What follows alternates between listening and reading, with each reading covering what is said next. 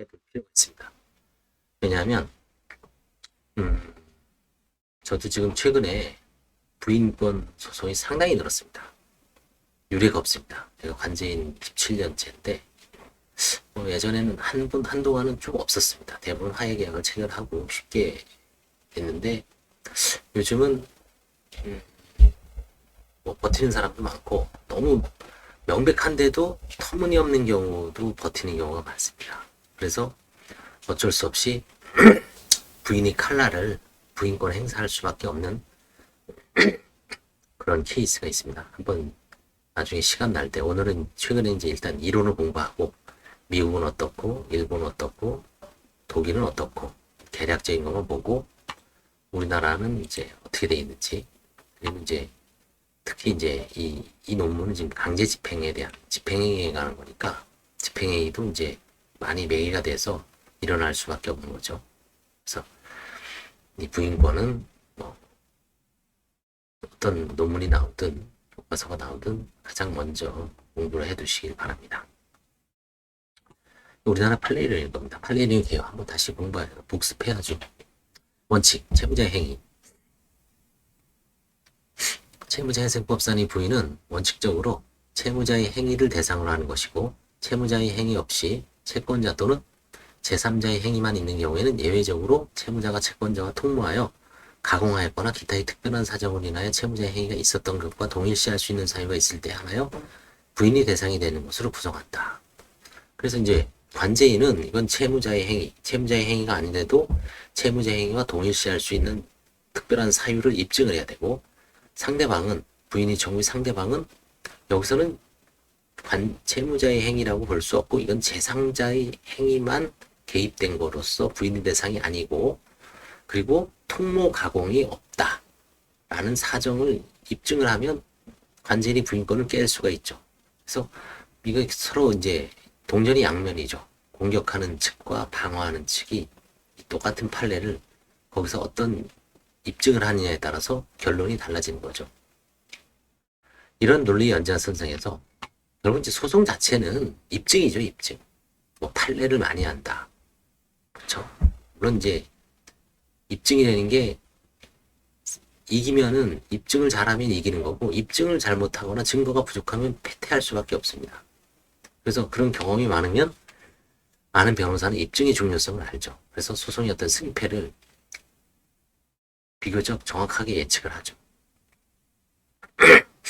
당사자가 듣고 싶은 얘기만 이건 뭐 맞습니다. 이건 옳습니다. 해봐야 소용이 없죠. 법정이라는 거는 냉엄한 정글이죠. 그렇죠? 가서 싸우는 판사는 심판입니다.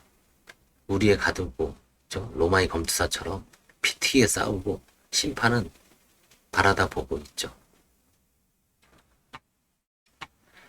이러한 논리 연장에서 상계 그 자체는 부인의 대상이 되지 아니하고 상계 적상을 야기한 채무자의 행위를 부인의 대상으로 보아 그 행위가 부인되면 결과로 상계가 효력을 잃게 되고 예약 완결권 행사에 대한 위기 부인 사안에서는 채권자 채무자의 통모 예약 완결권 행사를 채무자의 행위와 동일시할 만한 특별한 사정이 존재한지를 각 심사한다고 합니다. 이게 이제 판례 이론이죠. 74. 그죠? 우리나라 판례입니다. 대법원 판례입니다. 집행행위, 채무자 행위 요건을 배제하고 있습니다.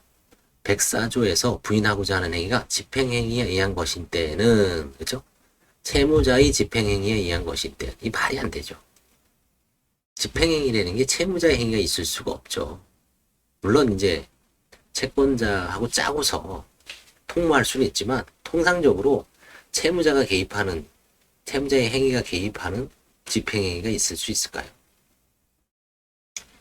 집행행위한 것인 때는 집행법원 등 집행기관에 의한 집행절차상 결정에 의한 경우를 당연히 예정하고 있다 할 것인데 그러한 경우에는 채무자 행위가 개입할 여지가 없죠. 또한 같은 법 100조 제1항 각호에서 부인권 행사 대상인 행위의 주체를 앞의 규정은 전부 채무자로 규정한 것과 달리 104조는 집행행위입니다. 집행행위 부인에는 아무런 제한을 두고 있지 않은 근거로 집행행위를 법 100조 제1항 각호 391조 하산에서는 부인하면 반드시 그것을 채무자의 행위와 같이 볼 만한 특별한 사정이 있을 것을 요하지 아니한다는 입장입니다. 다 100조의 각 요건 요구 고의 부인 사안 집행행위에 대하여 부인권 행사할 경우에도 집행행위 주체의 점을 제외하고는 100조 제1항 각 호 중 어느 하나에 해당하는 요건을 갖춰야 한다고 판시하면서 집행행위를 법조 제1항 1호에 의한 부인할 때는 채무자의 주관적 요건을 필요로 하는 고의 부인의 성질상 채무자가 파산 채권자들의 해함을 알면서도 채권자의 집행행위를 적절히 유도하는 등 집행행위가 채무자가 파산 채권자들의 해함을 알면서도 면제하고 해이성이죠. 각 사실상 동일하다고 볼 수 있는 특별한 사정이 요구되고 특별한 사정이 있다는 점에 대해서는 고의 부인을 주장하는 관리인이나 파산관계인이 증명 책임을 부과하고 있습니다. 입증 책임이죠. 증명 책임. 파산관계인이 입증해야 된다는 얘기입니다. 위기부인 사안. 헌법재판소는 집행행위한 채무소명행위를 제2조에 의하여 부인할 때는 채무자의 사회이사를 필요하지 않는 위기부인의 성질상 지급정지 또는 회생 절차 개시 신청이라는 시기적 제한과 수익자가 행위 당시 지급정지 등의 사실을 알고 있을 것을 이라는 요건을 갖춘 상태에서 집행기관이 집행절차상 결정에 의한 행위가 있으면 족하고 거기에 대해 채무자의 가공행위나 채무자의 행위와 같이 볼만한 특별한 사정까지는 요하지 않음을 합리적으로 파악할 수 있다고 설시하면서 집행행위한 채무소멸행위에 채무자의 행위가 직접 개입할 여지가 없는 이상 채무자의 행위 또는 채무자의 행위와 동일시할 수 있는 사정이라는 것은 채무자의 주관적 의사가 개입된 행위가 가공되어 집행행위 유도 내지 초래했다는 사정을 요구해야 한다는 것인데 이는 채무자의 사회이사를 필요하지 않는 법 391조 2와 양립할 수 없는 것임을 분명히 하였다.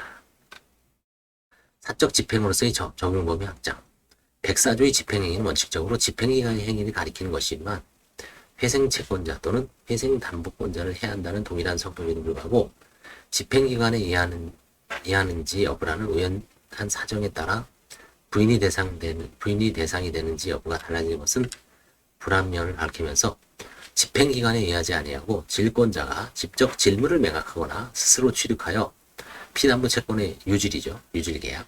피담보 채권의 스스로 취득하여 피담보 채권에 충당하는 등의 행위에 대해서도 집행기관에 의한 집행행위 경우를 유추하여 법 100조 1항 2호에 의한 부인 대상이 될 수 있다는 입장입니다. 편파행위는 고의부인으로 부여. 법 100조 1항 1호에 정한 채무자가 회생채권자 또는 회생담보권자를 해야 하는 것을 알고 낸 행위에는 바쁜 거죠. 총채권자의 공동담보가 되는 회사의 일반 재산을 절대적으로 감소시키는 이른바 사행위뿐만 아니라 특정한 채권자에 대한 변제와 같이 다른 회생채권자들과의 공평에 반하는 이른바 편파행위도 포함된다. 이와 같은 고의부인이 인정되기 위해서는 주관적 요건으로서 회사가 회생채권자들 해함을 알 것을 필요로 하는데 해이성이죠. 특히 편파행위의 경우에는 채무자에서 분정한 부인 대상 유형화의 취지를 몰각시키는 것을 방지하고 거래 안정과의 균형을 도모하기 위해 회생 절차 개시되는 경우에 적용되는 채권자 평등의 원칙을 회피하기 위하여 특정 채권자에게 변제한다는 인식이 필요하지만 더 나아가 회생 채권자 등에 대한 적극적인 가해 의사나 의혹까지 필요한 것은 아니라는 것이 대법원의 일관된 입장입니다. 이하에서는 후단 집행행위 부인의 법리 구성과 관련해 전당과 후당의 성격과 적용 범위를 명백하고자 한다. 이상 우리나라 부인권의 취지에 대해서 대법원의 입장을 일단 봤습니다. 이거를 잘 알아두시면 도움이 될 겁니다. 감사합니다.